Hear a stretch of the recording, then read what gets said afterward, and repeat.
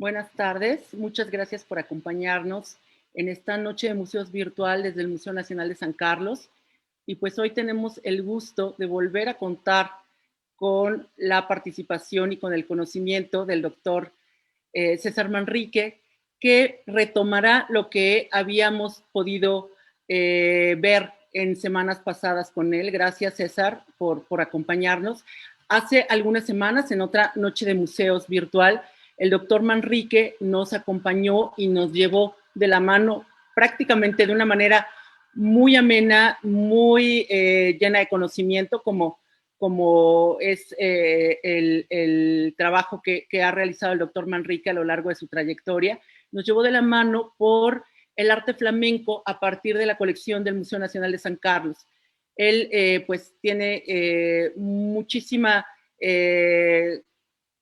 pues esta labor que ha realizado, no solamente con los libros, con este comercio de libros entre México, bueno, la Nueva España, perdón, y Flandes, sino que también su conocimiento se ha ido al campo pictórico. Y pues gracias, César, por acompañarnos en esta ocasión. Bienvenido. Y nos quedamos muy interesados y con mucha pues curiosidad de saber más sobre el arte flamenco y sobre todo de conocer a través de tu charla un poco más de la colección del Museo de San Carlos. Y pues bueno, antes de comenzar y de darle paso a la participación del doctor Manrique, quiero presentarlo formalmente. César Manrique Figueroa es doctor en Historia por la Universidad Católica de Lovaina en Bélgica. Es investigador titular del Instituto de Investigaciones Bibliográficas de la UNAM. También es profesor del Colegio de Historia de la Facultad de Filosofía, la Facultad de Filosofía y Letras de la UNAM y miembro nivel 1 del Sistema Nacional de Investigadores de CONACYT. En 2019 fue becario en el Centro de Estudios de Renacimiento Villa Ittati de Harvard en Florencia. Sus líneas de investigación incluyen los intercambios, como les había comentado, los intercambios bibliográficos y artísticos y culturales entre los Países Bajos y el mundo hispánico durante la Edad Moderna. César es autor del libro El libro flamenco para lectores novohispanos, que fue editado por la UNAM en 2019 y que fue todo un éxito. Eso me parece bastante bueno y habla evidentemente del conocimiento y de la trayectoria del doctor Manrique. El libro fue merecedor del premio Antonio García Cubas 2019 en la categoría a mejor edición de obra científica, y algo importante es que se agotó. En pocos meses el libro quedó agotado, y eso habla no nada más de su calidad, sino también de esa necesidad que tenemos de conocer más, de la vena que ahí está abierta a través de la investigación del doctor Manrique. Y pues bueno, César, como te he dicho ya varias veces, es un gusto escucharte y tenerte aquí con nosotros. Y pues adelante. Hola Mireida, muchas gracias por tu invitación. Gracias a tu equipo por hacer posible este tipo de acercamientos. Gracias a la gente que nos está viendo. En la charla pasada, la verdad fue impactante ver la cantidad de gente que la vio, que la reprodujo, que comentó, y la cantidad de gente que está interesada en estos temas que son tan nobles, porque creo que la gente al final quiere aprender, y creo que estos temas de historia y de arte son siempre son ideales para enriquecer nuestro conocimiento. Por cierto, voy a hacerme una publicidad un poco descarada. Mi libro efectivamente se agotó y la UNAM lo seleccionó para su primera reimpresión. Ya está disponible en Libros UNAM, ya se puede comprar, y hay gente que ya me dijo que ya está comprando la nueva reimpresión, porque claro, se puede leer en internet, pero por si quieren el libro impreso, ya está circulando otra vez. Y bueno, voy a proceder a compartir pantalla para seguir hablando del arte flamenco con base en la colección del Museo de San Carlos. Voy a hacerla grande. Ahí estamos.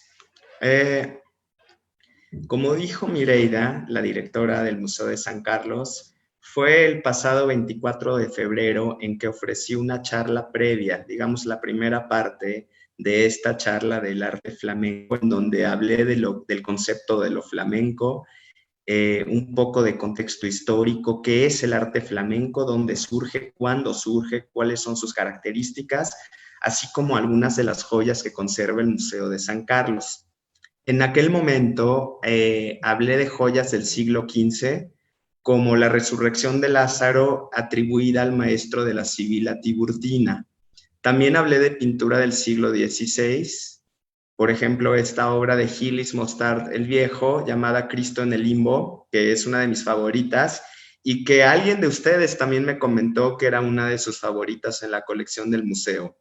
Evidentemente cerré con el siglo XVII, hablé de Rubens, obviamente, y del retrato del hombre con abrigo que se encuentra en la colección del Museo de San Carlos y que de hecho sirvió para hacer el promocional de aquella charla del 24 de febrero. Finalmente también hablé del gran Van Dyck y del retrato de la cabeza de hombre barbado que también se encuentra en el Museo Nacional de San Carlos. Así que, por favor, si les interesa escuchar la primera parte que no lo hayan hecho, fue el 24 de febrero en el marco de la Noche de los Museos para entender un poco del contexto del arte flamenco. En esta ocasión hablaré sobre maestros flamencos del siglo XVII, presentes en la colección del Museo de San Carlos, incluida una pintora, una mujer poco conocida y que afortunadamente conservamos también sus pinturas, se conservan sus pinturas en el Museo de San Carlos. Voy a retomar para empezar a Pedro Pablo Rubens, por el gran impacto que tuvieron sus pinturas por todos lados. Como lo dije desde la vez pasada, Rubens fue un pintor muy prolífico, fue una celebridad en su época, fue una persona rica, de hecho. Era un pintor de reyes, de corte, gran diplomático, un erudito. Tuvo muy buenas relaciones con los reyes de España, Inglaterra, Francia, etc. Y no solamente eso, Rubens además fue muy copiado por sus contemporáneos, muy copiado por sus alumnos, y fue copiado no solamente a lo largo del siglo XVII, sino también a lo largo del siglo XVIII. E incluso en el siglo XIX en las academias, Rubens todavía era un referente para seguir copiándose.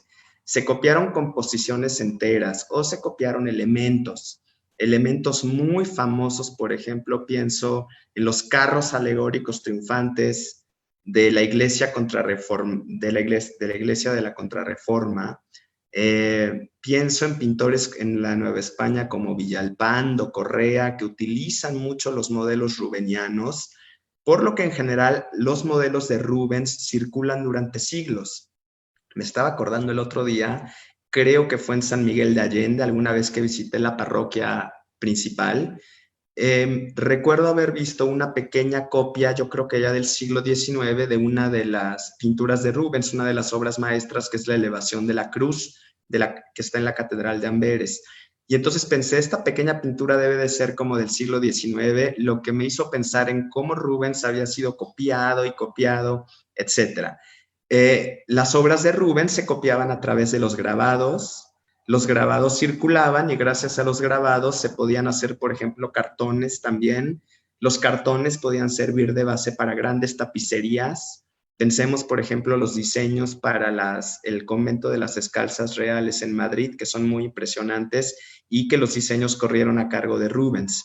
Entonces, la obra de Rubens es fundamental para entender a la Contrarreforma católica del siglo XVII, la llamada cultura del barroco en Europa. Sus modelos, como ya lo dije, sirvieron de inspiración pues prácticamente durante todo el siglo XVII, XVIII e incluso el siglo XIX.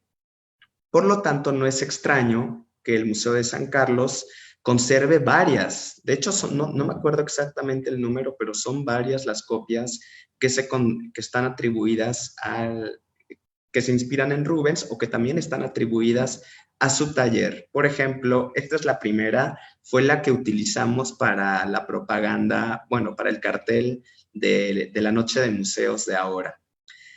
Se llama El Banquete de Tereo y para empezar, déjenme explicarles qué es el Banquete de Tereo. Según Ovidio, su famosa Metamorfosis, Tereo fue un rey mitológico de la región de Tracia, que se casa con Procne. Procne es una princesa ateniense, es decir, una princesa griega, una princesa de Atenas, se casa con un rey bárbaro de la región de Tracia. Tereo se gana la confianza de la familia de su esposa, de la familia de Procne, y abusa sexualmente de su cuñada, de Filomena.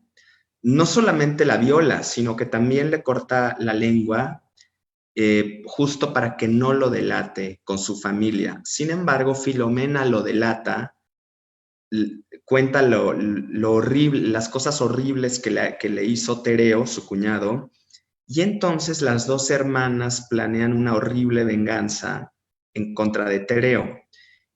Tereo, en un banquete, o sea, vean hasta dónde llega literalmente estamos ante una tragedia griega. Procne lo que hace es matar a su propio hijo, Ictis, y se lo da de comer a Tereo. Por eso la pintura se llama El banquete de Tereo, porque cuando Tereo manda llamar a su pequeño hijo Ictis, entra Procne con la cabeza del niño y se lo muestra, diciéndole que es justamente lo que acaba de comer. Vean entonces la reacción de Tereo de espanto. Además, vean que con su pierna acaba de tirar, de aventar la mesa en donde había un mantel con viandas, con cristalería, con copas de metal, etcétera.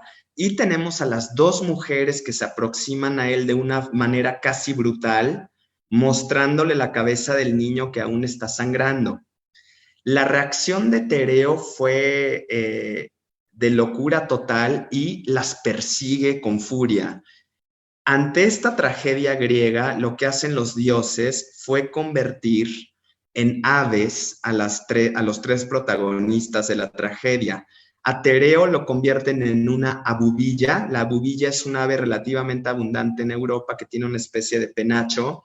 A Procne la convierten en una golondrina y a Filomena, a quien le habían cortado la lengua, la convierten en un ruiseñor, porque se dice que la hembra del ruiseñor no puede cantar.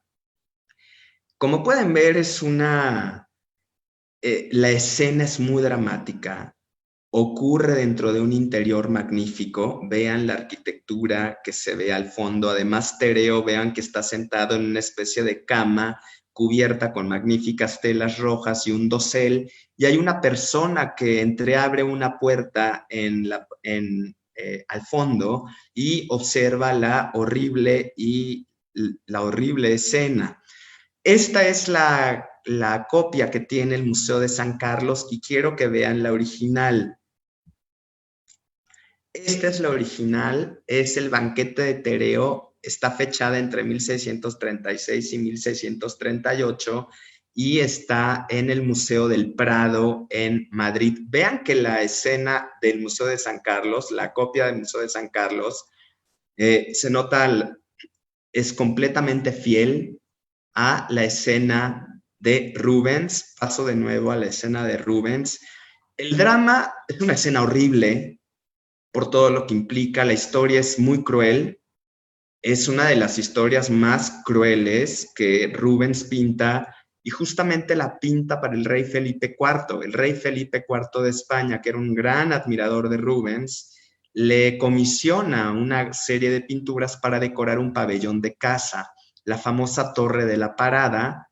La famosa Torre de la Parada agrupaba alrededor de 160 pinturas comisionadas a diferentes pintores, sobre todo a gente como Rubens y otros artistas flamencos. La Torre de la Parada está cerca de Madrid, era un pabellón de caza, un pabellón de cacería, y era uno de los sitios preferidos de la nobleza durante la época de Felipe IV. La Torre de la Parada se abandona ya para la época de Carlos II, y de hecho se destruye parcialmente durante la Guerra de Sucesión Española a principios del siglo XVIII. Sin embargo, ya desde la época de Carlos II empezaron a sacar las obras. Por eso se conservan muchas de ellas en el Museo del Prado. Como pueden ver, el drama que alcanza Rubens en esta obra se debe justamente al movimiento que tienen las figuras. Es una especie de movimiento horizontal que nos lleva literalmente de las dos mujeres que están ofreciendo, que le están mostrando la cabeza a Tereo.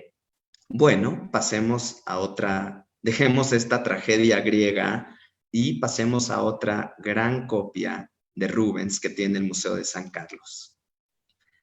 Vean esta belleza, es nada más y nada menos que el descendimiento del cuerpo de Cristo. Está también está completamente inspirada en la original, en la de Rubens.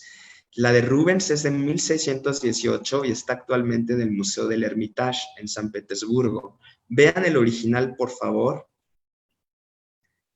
Como pueden ver, pues prácticamente cambian solamente, digamos, la intensidad de los colores. Voy a volver a la del Museo de San Carlos.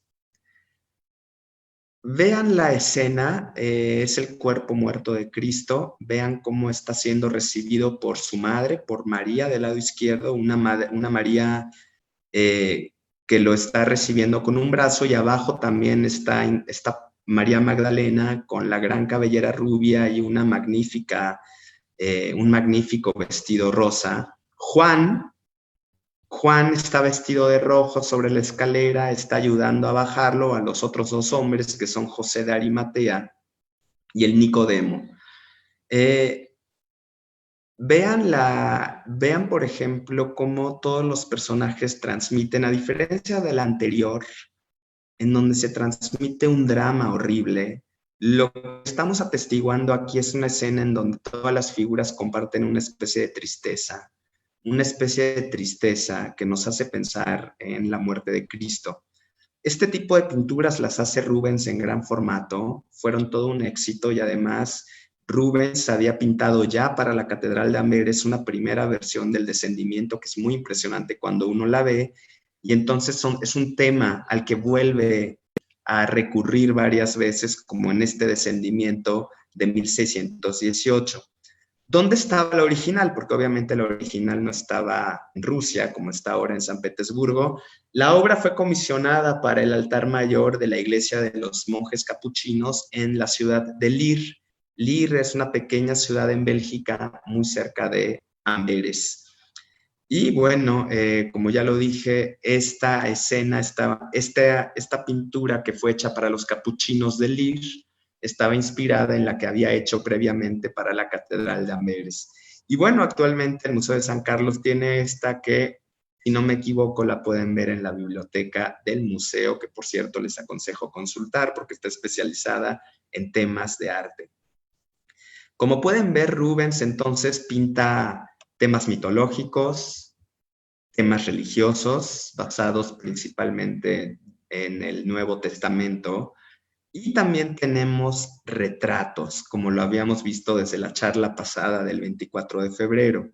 Por ejemplo, el Museo de San Carlos tiene también esta copia de Jan Bruegel y su familia. El original, vean, es realmente una copia muy fiel al original. Vean el original, es de Rubens también. Está datada alrededor de 1613-1615, es decir, es una obra temprana, y la original se encuentra en Londres, en Samuel Courtauld Trust. Es una pintura preciosa, ¿por qué? Porque celebra la familia, la amistad.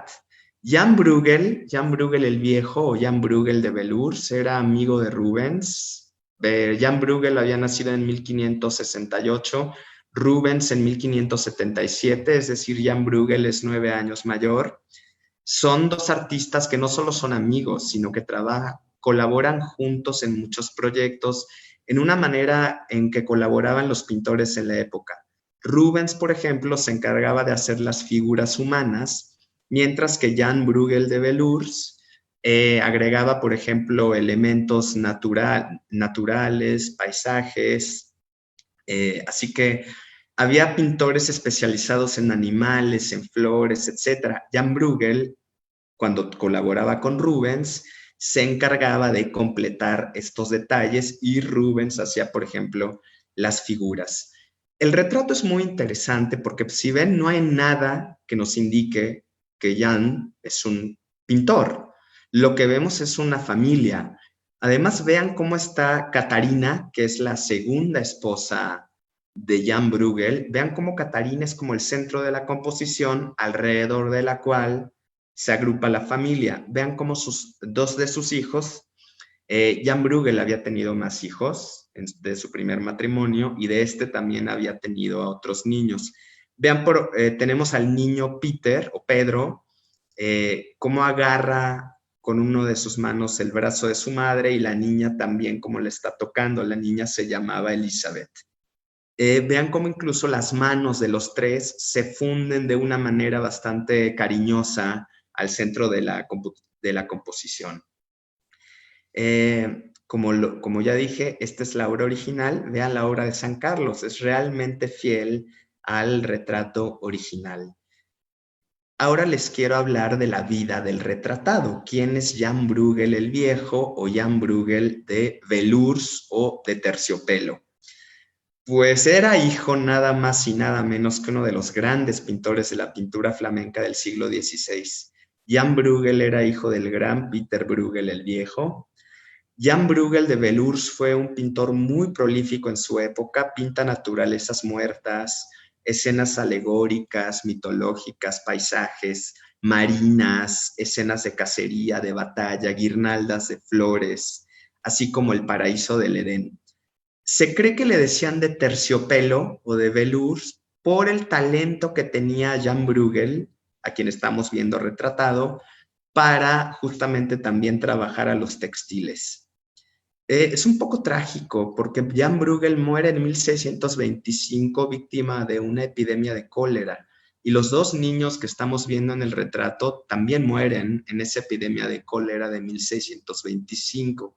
Sin embargo, como ya lo dije, Jan Bruegel sobrevive.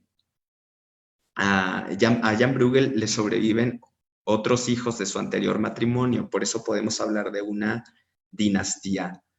No es casualidad que les hable de Jan Bruegel, porque el Museo de San Carlos también no solo conserva esta copia del retrato de Rubens, sino que conserva una pintura atribuida a Jan Bruegel de Velours o Jan Bruegel el Viejo, un típico paisaje. Vean que es un paisaje que se inscribe completamente en la tradición de los paisajes que se hacen en los Países Bajos o en Flandes. Vean el detalle por el follaje en los bosques. Si ustedes agarran una lupa, pueden ver con detalle cómo se va haciendo el follaje. Vean el contraste de la luz en el cielo, estos cielos grises típicos de la región. Vean cómo también se hacen estos paisajes muy profundos y en donde se desarrollan pequeñas escenas que pueden ser cotidianas. En este caso me parece que vemos algunos leñadores que están en la parte inferior colectando leña y también hay una pequeña carreta tirada, me parece, por una mula blanca o un caballo, no sé qué sea, de la cual desciende una persona. Así que bueno, la colección de San Carlos cuenta el honor de poseer con esta pintura atribuida justamente a uno de los pintores más prolíficos de esta generación de finales del siglo XVI, principios del siglo XVII, Jan Bruegel de Velours o de Terciopelo, hijo de Peter Bruegel el Viejo. Me gustaría mencionar a otros pintores, quizá no tan conocidos. Lo que pasa que imagínense, toda esta generación de Rubens, de Van Dyck, de Jordaens, y sobre todo los que nacen después de 1615, no la tienen nada fácil, porque ¿cómo te quitas la sombra de Rubens, de Van Dyck, de Jordaens, de Jan Bruegel? O sea, es toda una generación muy conocida. Y entonces por eso las generaciones subsecuentes tienden a repetir los modelos rubenianos, porque además son un éxito en el mercado del arte de la época. Por eso digo que los pintores, particularmente los ya de finales del 17, no la tienen fácil, porque sobre ellos pesa toda la tradición pictórica de estos grandes nombres consolidados, empezando por el gran Rubens. Veamos, por ejemplo, pintores como Gerard Segers. Gerard Segers nace en Amberes en 1591, es decir, es más o menos de la generación de Van Dyck. Muere también en Amberes en 1651. Me gusta mucho esta adoración de los Reyes Magos pintada alrededor de 1630 que conserva el Museo de San Carlos. Para empezar, me gustaría decirles que la adoración de los reyes es un tema que la pintura de flamenca y particularmente los pintores de Amberes cultivan muchísimo desde el siglo XVI. Es un tema además que permite explorar distintas cosas como las telas, las capas de los Reyes Magos. Vean que siempre son magníficas. Vean que uno de ellos nos está viendo además. Vean cómo además le están ofreciendo ya, uno de ellos le está ofreciendo ya al niño, no sé si es la mirra o el oro, y la Virgen lo tiene sentado en sus brazos mientras José observa la escena desde atrás, y asimismo hay otras personas, otros personajes que están observando la escena de la adoración de los Reyes Magos, que además es de gran formato. Gerard Segers, este pintor, al igual que Rubens, al igual que Van Dyck, tuvo una carrera artística prestigiosa en el Amberes de la primera mitad del siglo XVII. Fue un pintor de historias de gran formato. De hecho, por ejemplo, la que estamos viendo en pantalla mide, sin marco, mide 2.04 de alto por 2.43 de ancho. Muchos museos del mundo, por ejemplo, en Washington, en Viena, en Roma, en Madrid, en París, conservan obras de Gerard Segers. Me parece que fue en el 2012, hace unos 10 años, que se le hizo una retrospectiva en el Museo de Arte de Valenciennes, en Francia. Y de hecho, Gerard Segers se considera que es un pintor muy interesante porque recurre a elementos tanto rubenianos, pero también a elementos manieristas. Está muy influenciado al principio de su carrera por lo que está ocurriendo en Italia, y después se vuelve muy caravallista, se vuelve un gran seguidor de Caravaggio. Hay obras de él que nos muestran que es realmente un gran seguidor de Caravaggio por estos contrastes que utiliza con el claroscuro. Así que, como pueden ver, no solamente tenemos en el panorama a Rubens, a Van Dyck, a Jordaens, etcétera, sino también a toda una serie de pintores que pertenecen a esta misma generación y que también están buscando su lugar, explorando con distintas técnicas y distintas temáticas en este mercado de arte de la época. Ahora les quiero mencionar a uno que me parece además que es muy interesante por la familia de la que viene. Estoy hablando de David Teniers II, mejor conocido como David Teniers, el joven. Teniers es un pintor muy famoso, en general es una dinastía muy famosa. ¿Por qué? Porque pintan escenas mitológicas o escenas de campesinos, aldeanos en taberna, fumadores. Es hijo de David Teniers el Viejo. Y bueno, este Teniers, el joven, se vuelve maestro del gremio de San Lucas, nada más y nada menos, en Amberes, en 1632. Para los que no lo sepan, el gremio de San Lucas era el gremio al que estaban adscritos los pintores, porque San Lucas se consideraba su patrono. Así que David Teniers, pues fue nada más y nada menos que fue maestro del gremio entre 1632 y 1633. Fue un pintor, de hecho, Teniers, bastante productivo gracias a sus contactos con el mundo del arte. En 1637 se casó en la iglesia de Santiago, que es una iglesia muy impresionante de las de Amberes. Se casó con Anna Bruegel. Les suena el apellido, ¿verdad? Bueno, Anna Bruegel tenía 17 años y es hija, bueno, es una de las hijas de Jan Bruegel de Terciopelo, a quien acabamos de ver. Entre los testigos de su boda tenemos a Pedro Pablo Rubens, y después nace su primer hijo, David Teniers III, y su madrina de bautizo fue nada más y nada menos que la famosísima segunda esposa de Rubens, Helena de Fourmont. Como pueden ver, se conocen los pintores, son padrinos de bautizo, son testigos de boda, las hijas se casan con los aprendices de los maestros. Como pueden ver, todos se conocen en el gremio de los pintores de San Lucas. En 1651, este David Teniers, el joven, se establece en Bruselas, se vuelve pintor de la corte de Bruselas y de hecho fue nombrado como conservador de la colección artística del archiduque Leopoldo Guillermo de Habsburgo, que era el gobernador de los Países Bajos meridionales en aquella época. En esta etapa pintó varias vistas de la colección artística ahí en Bruselas, varias Kunstkammer que les llaman, se deben a la mano de David Teniers. Como pueden ver, estamos hablando de gente que está emparentada con la familia Bruegel. Rubens es su testigo de boda, la esposa de Rubens es madrina de uno de sus hijos. Esto quiero que lo tengan siempre presente, es muy importante las relaciones que establecen en vida todas estas familias. ¿Qué tenemos en el Museo de San Carlos? Tenemos esta, me parece que es una escena muy linda, es un óleo sobre lámina, esta está en pequeño formato, es chiquita, 23 de altura por 36 de ancho, y tenemos a Anfititre llevada por los delfines. Anfititre, como ustedes saben, Anfititre es una de las diosas de la mitología griega del mar, pero del mar tranquilo. Anfititre se casa con Poseidón, dios del mar por excelencia, y entre una de las historias que recoge la mitología griega es que la van a buscar los delfines para llevársela a Poseidón. ¿Qué es lo que estamos viendo en la escena? Vean la escena. Estamos frente a las criaturas del mar que están llevando en una especie de cortejo a Anfititre. Vean que incluso hay unas damas que le están poniendo de pie, un pequeño angelito le está agarrando las manos.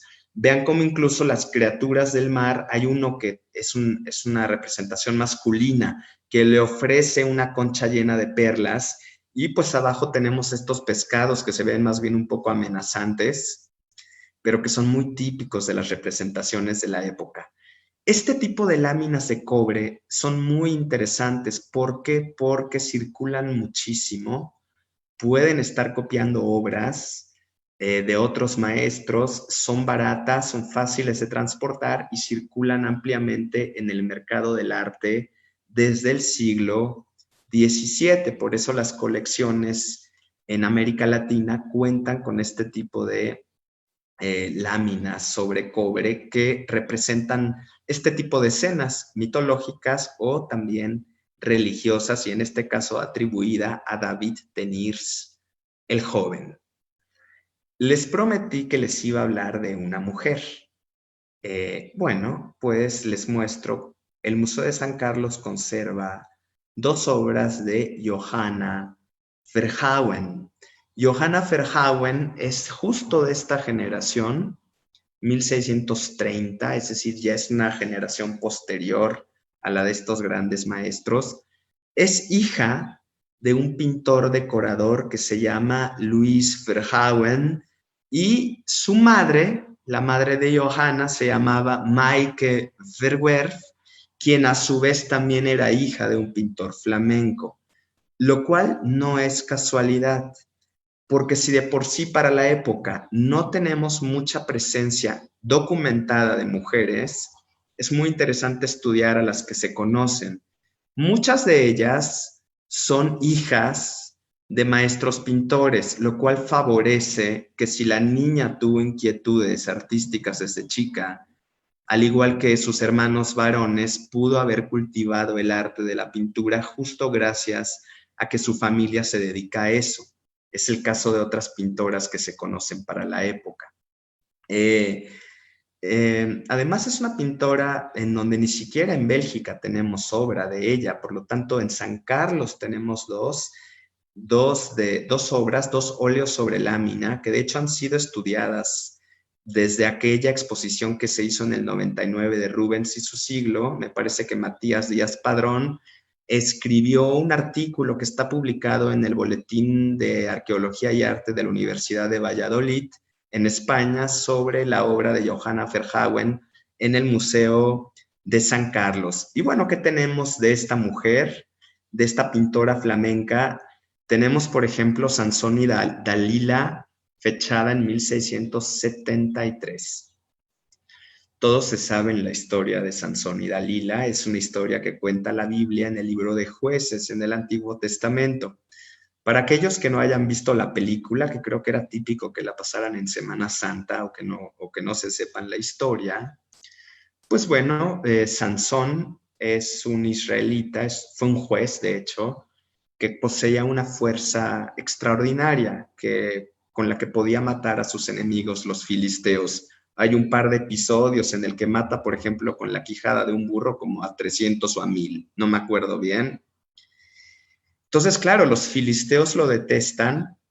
Además, Yahvé había condenado a los israelitas a ser esclavos de los filisteos porque no lo estaban adorando. Entonces, bueno, los filisteos consideran a Sansón un enemigo y Sansón conoce a Dalila, no me acuerdo en qué ciudad, creo que en Hebrón, se enamora de ella y Dalila en contubernio, Dalila es filistea, en contubernio obviamente con su gente, trata de sacarle a Sansón la información de dónde proviene la fuerza, la extraordinaria fuerza que lo caracteriza. Sansón de hecho es una figura que es como un Hércules. Sansón le da un par de pistas falsas a Dalila, Dalila la sigue al pie de la letra y ninguna se cumple, hasta que enamorado le cuenta que la fuente de su fuerza increíble es justamente su pelo. Entonces está la famosa escena. Esta escena se representa de muchas formas, ¿no? Dalila cortando el pelo. En este caso, vean el drama de la escena. Vean cómo está Dalila en su cama, extendiendo la mano, me parece que con un gesto un tanto somnoliento, quizá de arrepentimiento. Si se fijan abajo de la cama, no solamente están las magníficas telas que caen desde arriba, el perrito que está ladrando, sino también el pelo. Están los mechones de pelo negro, ondulado, tirados, regados abajo de la cama. Sansón es el momento en que está siendo prisionero por parte de los filisteos, que están vestidos como si fueran soldados romanos, ¿ya vieron? Entonces vean cómo Sansón sí tiene una cara de desencanto, de tristeza. Vean cómo le están pasando una cuerda a través del torso y pues está pelón, ya perdió su pelo, de donde venía toda su fuerza. Esta es la obra de Johanna Verhauen. Es un tema bíblico, está en el libro de los jueces y bueno, ¿en quién se está inspirando Johanna Verhauen? Pues nada más y nada menos que en el gran Anton van Dyck, perdón. Vean la de Anton van Dyck, se conserva, es de 1628-1630, o sea, es decir, Van Dyck la hace cuando están haciendo Johanna Verhauen, y Johanna Verhauen la copia pues unos 23 años después. La original se conserva en el Kunsthistorische en Viena. La escena es muy parecida, si se fijan, evidentemente la estamos viendo desde otra perspectiva, pero vean cómo Dalila, justamente aquí con Van Dyck se nota más la cara como de arrepentimiento de Dalila. Vemos al perrito más claramente, vemos las tijeras, el pelo, y vean la cara de Sansón. Lo que pasa que Van Dyck era un maestro en el retrato. Vean la cara, la expresión de Sansón. Además, acuérdense, Van Dyck había sido alumno, entre otros, de Rubens. También era un pintor muy célebre en su época. Entonces, vean la composición original, vean los soldados, la fuerza. Parece que estamos viendo la fuerza que tienen para someter a semejante hombre. Y la mujer que mira detrás del cortinaje, que es un poco un foco de luz entre la oscuridad que domina la parte de atrás de la recámara de Dalila. Volvamos a la de Verhauen. Vean qué hace Verhauen. Verhauen lo que hace es agrandar la escena porque se nota que hay más espacio hacia arriba. Se nota, por ejemplo, toda la arquitectura que enmarca la escena. E incluso por ahí agregó un pedestal de columna como una alusión a algunas ruinas, etcétera, y un cielo que se ve al fondo. ¿Ya vieron? La escena de Van Dyck realmente se concentra en los personajes, y en la de Verhauen se nota una mayor presencia también del espacio físico en donde ocurre esta triste historia. Triste para Sansón, y bueno, para los que no sepan qué pasa, lo toman prisionero, le sacan los ojos, lo tienen dándole vueltas a una rueda de molino pesadísima, obviamente, y un día en una gran celebración en donde se juntan en el templo cientos de personas filisteas para celebrar que ya lo capturaron, y además lo van a exhibir, yo creo que lo van a torturar, y Sansón le dice a uno de los chicos que lo lleva preso para exhibirlo, que por favor que lo coloque entre dos columnas del templo. Entonces hacen eso, a Sansón ya le había crecido el pelo otra vez, como si hubiera renovado el pacto con Dios. Dios le vuelve a dar fuerza y entonces lo que hace Sansón es empujar las dos columnas y se viene abajo el templo que estaba lleno de gente y en donde muere mucha gente. Bueno, así es el desenlace de la famosa historia de Sansón y Dalila, que como ya les dije, sobre todo para los más jóvenes, si no han visto la película, hay una película, me parece que es de los años, puede ser 50, 60, y debe haber algunas otras representaciones contemporáneas. Esta es la otra escena que tenemos de Johanna Verhauen en el Museo de San Carlos, es el encuentro de David y Abigail. ¿Qué pasa en esta escena? Bueno, David, el famoso rey David, está en guerra con Saúl, hay una guerra civil. David, el joven David necesita apoyos para sus fuerzas y le va a pedir apoyo a un rico terrateniente, un rico ganadero, Nabal. Nabal está casado con Abigail y entonces va David a pedirle apoyo y Nabal se niega a dárselo.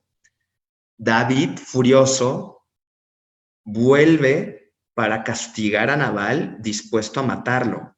Y entonces Abigail, a quien se considera una mujer, digamos, con cierta templanza en la Biblia, además una mujer muy bella, Abigail dice, no, antes de que nos maten a mi esposo, a mí y a toda mi familia, me le voy a adelantar. Y vean lo que hace Abigail. Abigail llega, se le hinca a David, se le está postrando.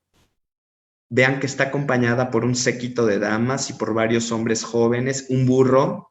¿Y qué es lo que llevan los hombres en canastos? Pan. Entonces Abigail le dice que no es necesario derramar sangre y le ofrece provisiones. Vean cómo David ya se ha apeado del caballo. Hay un pequeño escudero detrás de él que le está cargando el yelmo. Vean cómo su tropa está vestida como si fueran soldados romanos. La escena ocurre en un paisaje abierto. David queda impresionado con Abigail y bueno, casualmente el esposo de Abigail, Nabal, se entera de esto, le da una especie como de patatús, se muere a los pocos días y pues Abigail termina siendo una de las esposas de David. Solo que la historia de David y de Abigail se considera una historia, digamos, de rectitud, porque David tiene otra serie de historias con sus esposas malas, por ejemplo, con Betsabé, a quien quiere matar a su esposo para casarse con ella. Entonces, bueno, con el rey David tenemos toda una serie de historias y de representaciones. Esta es la que hace Johanna Verhauen. El encuentro de David y de Abigail es también un óleo sobre lámina y está inspirada en esta, nada más y nada menos que de Rubens, el encuentro de Abigail con David, que está en la National Gallery of Art en Londres. Vean qué belleza la de Rubens. Obviamente se ven los caballos, esta impronta rubeniana, vean el manejo de la crin, vean el reflejo de los cascos, de la luz en los yelmos de la tropa. Vean además la composición, vean por ejemplo el detalle que pone Rubens en la cantidad de colores del paisaje, las nubes, el follaje, porque en esto Verhauen, vean cómo simplifica más, oscurece más el paisaje y vean por ejemplo a Rubens. Muy interesante pensar ya cuando estás copiando una obra, qué tanto vas a copiar, ¿no? O qué elementos vas a tomar fieles, qué vas a agregar tú, etcétera. Creo que siempre es maravilloso pensar, porque se tiende a menospreciar a la copia. A mí me parece que al revés, me parece que son fenómenos fascinantes los que ocurren a la hora de copiar, y sobre todo copiarte a alguien como Rubens. Y en este caso, además, estamos hablando de una mujer, una pintora flamenca del siglo XVII, poco conocida, pero que se sabe que en México se conservan dos de sus obras, lo cual me parece es un gran mérito para nuestras colecciones nacionales. Para ir cerrando, me gustaría hablar de un género que fue muy popular en la época, este género que se le llama de las monerías. Digo, no monerías, y monerías en el sentido singerie, es la palabra en francés, monerías porque son pinturas de monos, y monos en actitudes humanas, vestidos como humanos y haciendo cosas que hacen los humanos, comiendo, fumando, cantando, tocando instrumentos en una taberna, etcétera. Van a decir, qué chistosas pinturas. Es un género que ha sido estudiado recientemente también de manera muy seria. Y ustedes dirán, ¿cuál es el tipo, cuál es el mensaje de este tipo de pinturas, de monerías?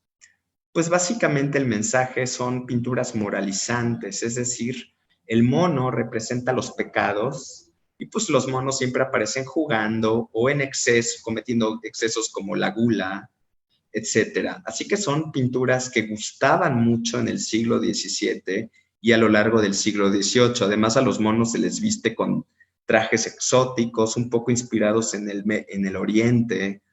Vean, por ejemplo, este está en una taberna oscura, se ve la chimenea, vean cómo están preparando atrás. Me parece que están asando algo. Vean cómo están a punto de cortar los comensales monos, el pollo, o bueno, un ave que les está servida, puede ser una codorniz también. Y frente a la chimenea, esto me encantó cuando la vi en grande. De hecho, esta la he visto exhibida en San Carlos, en alguna exposición, y vean cómo me parece que están picando. Pues sí, están cocinando, hay vinos, hay viandas, etcétera. ¿Quién es el pintor? Se llama la obra Festín de Changos, Ferdinand van Kessel. Ferdinand van Kessel nació en Amberes en 1648, es decir, también pertenece a esta otra generación de la segunda mitad del siglo XVII. Van Kessel fue un pintor de animales, de flores, de naturalezas muertas, de alegorías, de escenas de combate. Fue hijo de Jan van Kessel y hermano de Jan van Kessel II, que también eran pintores. De hecho, Ferdinand van Kessel es bisnieto de Jan Bruegel, el viejo, para que vean cómo todas estas dinastías están de alguna forma emparentadas. Se sabe que Ferdinand van Kessel era enfermizo, de hecho creo que estaba deforme, y bueno, lo que hizo fue trabajar en el estilo de su padre, de Jan van Kessel, y por eso los especialistas piensan que luego es difícil estudiar este tipo de pintores que vienen de dinastías, porque muchos de ellos trabajan de forma muy similar. Entonces a veces es difícil distinguir entre hermanos, por ejemplo, o incluso entre padres e hijos, justamente porque cultivan estilos muy similares. Es muy interesante porque Ferdinand van Kessel se instala, a pesar de que nació en Amberes, se instala en Ámsterdam en 1680 y en la ciudad holandesa de Breda en 1689. Y como pueden ver, es un pintor flamenco, pero que después se instala en la República Holandesa. Y bueno, en otro momento, si gustan, hablaré de la pintura holandesa, que esa es otra historia, aparte de la flamenca. Como pudieron ver, hemos visto distintas obras que se conservan en la colección del Museo de San Carlos, que nos muestran distintos géneros que se cultivan en la pintura flamenca, como el género mitológico, religioso, el retrato. Hemos visto algunas de las historias personales de estas grandes figuras el paisaje o temas que cultivaba bastante la pintura flamenca, así como una mujer que está en la colección, que copia a grandes maestros, y este tipo de pinturas de Ferdinand van Kessel. Espero que haya sido amena, entretenida y que sobre todo pues este tipo de temas despierte nuestro interés para volver escalonadamente a los museos y admirar en persona este tipo de obras, porque verlas en persona realmente vale mucho la pena. Muchas gracias. Muchas gracias, César. Como siempre, con cada una de tus intervenciones aprendemos mucho de una manera muy amable. Eso es algo que agradecemos, que el conocimiento nos lo puedas compartir de esa forma amena, amable, que siempre he dicho, seguramente es parte de tu éxito entre las nuevas generaciones de estudiantes en la Facultad de Filosofía.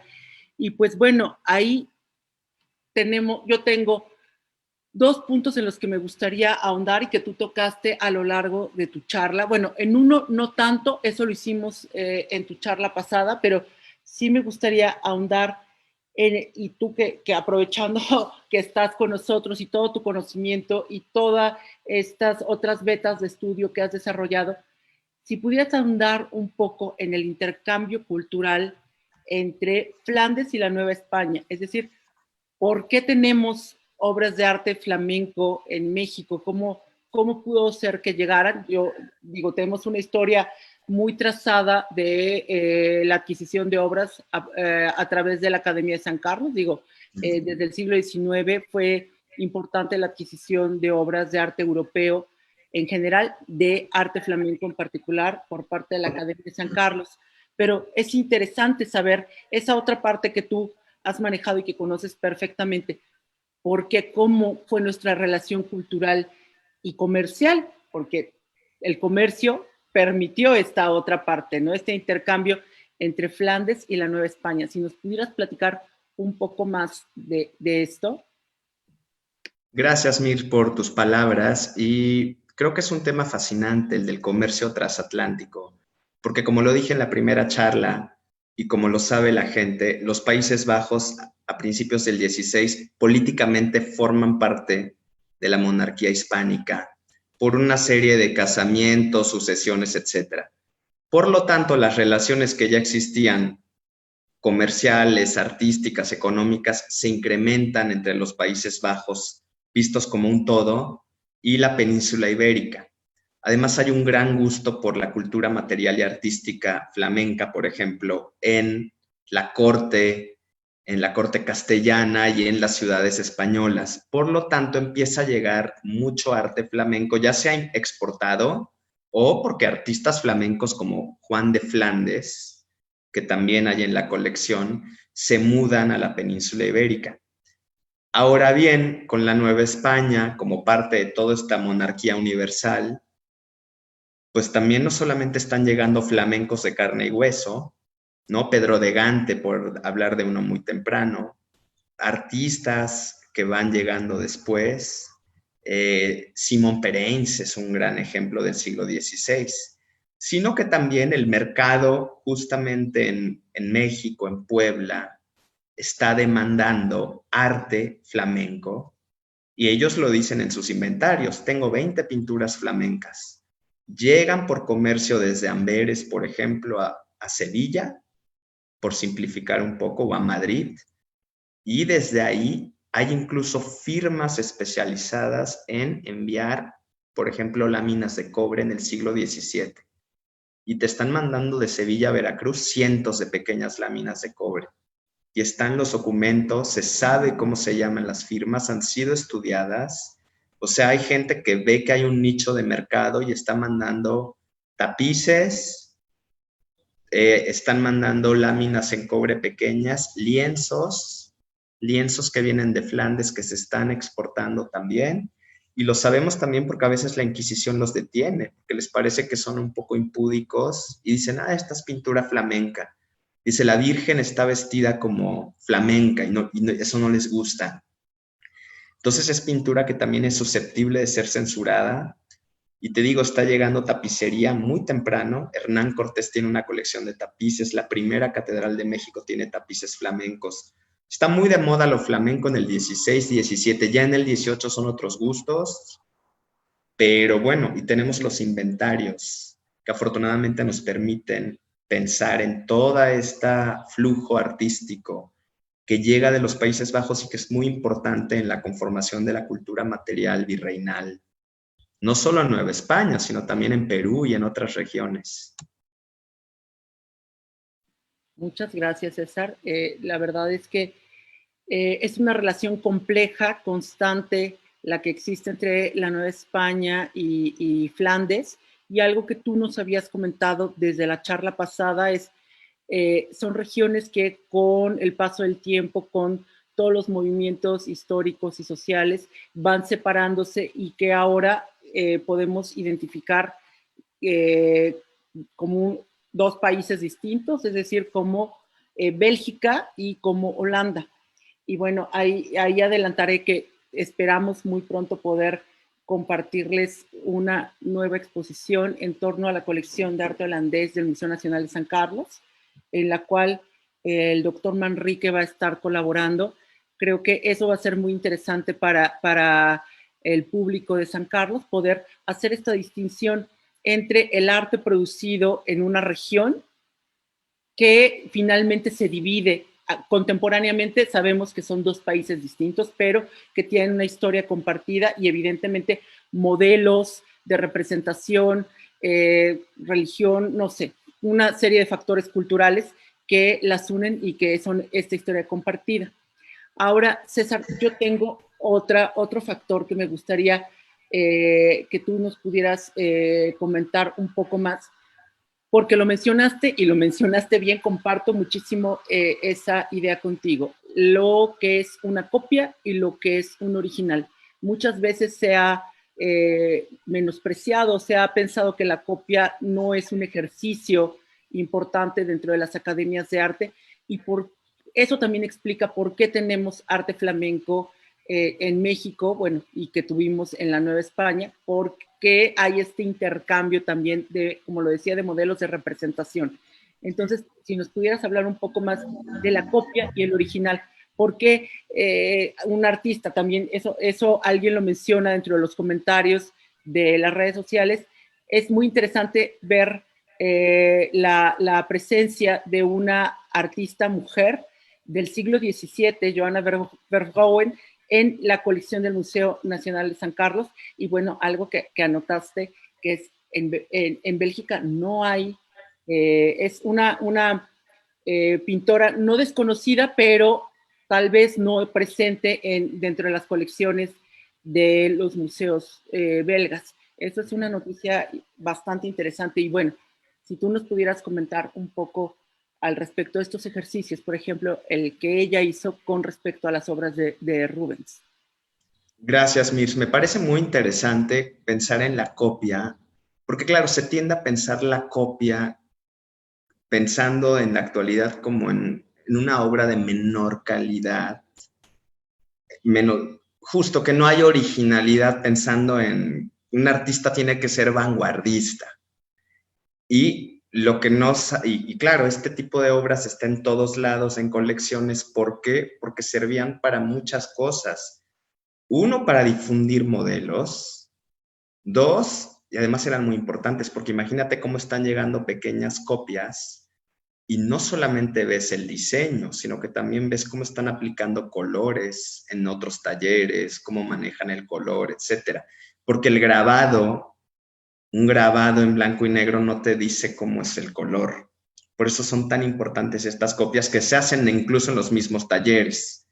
Los mismos talleres las gestionan en pequeño formato, están circulando también como monedas de cambio, justamente mostrando lo que está haciendo el taller. O se copian posteriormente en otros talleres. Por lo tanto, me parece también fascinante pensar de cuándo son estas copias. ¿Acaso son contemporáneas? En el caso de Johanna Verhoeven sabemos que las hizo 30 años después de las originales. Durante su vida, durante su actividad. Estaba revisando el catálogo del Museo Nacional de Bellas Artes de Bruselas, no tiene ni una. Y creo que el de Amberes tampoco. Creo que por ahí en Bélgica no sé si haya, tengo que revisar las bases de datos. Entonces, y que en San Carlos haya dos, de una artista que ha sido estudiada. Hay un historiador del arte belga que tiene un artículo sobre ella, se me está yendo su apellido, además conozco mucho su trabajo y ya sabes, justo en este momento olvidé el apellido. Pero no es tan conocida y a mí me parece que el hecho de que en San Carlos haya dos de sus obras, yo creo que eso hay que decirlo como con bombo y platillo, justo porque tú lo sabes, tampoco es que haya tantas, no hay docenas y docenas de pintoras en general en el siglo XVII. Así que bueno, contestándote a lo de la copia me parece fantástico, porque ¿dónde se hace la copia? ¿Es del taller la copia? ¿Es posterior la copia? ¿Qué intención tiene? Tiene la intención de difundir modelos entre pintores, justamente para mostrar trazos, técnicas, aplicación de colores, etcétera. Por eso son tan importantes estas pinturas. Porque claro, el grabado solo como estampa viaja muchísimo también, pero no te está mostrando aplicación de colores. Así que yo creo que la copia la tenemos que ver más bien como un fenómeno fascinante de transmisión y difusión. Lo que pasa que tú me corregirás, yo creo que es en el 20 cuando toda esta cosa de copia empieza a asociarse más bien con piratería o con cosas que se hacen copias, digamos, para venderlas como originales, que no son el sentido de estas que se crean en esta época, ¿no? Claro, y que también son parte fundamental de la educación de los aspirantes artistas durante el siglo XIX. El trabajo de la copia era un ejercicio obligado para los jóvenes estudiantes y bueno, para las grandes generaciones de artistas mexicanos de la posrevolución, de finales del siglo XIX, el arte flamenco siempre fue una referencia y hacer este viaje obligado a Bélgica era, tienes que ir a estudiar a los grandes maestros flamencos, ¿no? Entonces, este vínculo visual, de representación, cultural, etcétera, es algo que está presente también en la educación de los artistas mexicanos del siglo XX y de finales del siglo XIX. Y bueno, finalmente, yo nada más quiero dar un dato. La obra de Johanna Verhoeven perteneció originalmente a las colecciones de la Academia de San Carlos, es decir, probablemente fue adquirida a lo largo del siglo XIX, por lo cual ha sido una presencia constante en los acervos públicos del Estado mexicano. Entonces también es interesante pensar que decidieran comprar la obra de una mujer, ¿no? Entonces eso nos hace un poco reflexionar y nada más con eso quiero terminar, no sin antes agradecerle al doctor César Manrique, como siempre, todo su conocimiento, el habernos acompañado y haber compartido con nosotros. Quiero nada más dejar esta reflexión.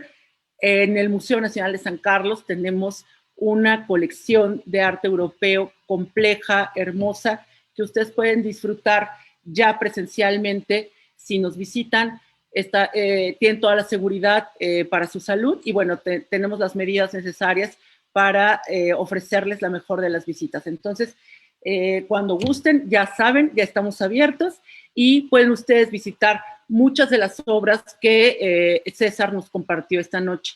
Y bueno, ya esperen más noticias también de colaboraciones que tendremos más adelante y vamos a poder saber más, por ejemplo, del arte holandés en los meses próximos. Pues muchas gracias, César, como siempre, un placer. Muchas gracias, gracias a todos los que nos están viendo y no olviden dar su like. Gracias. Buenas noches.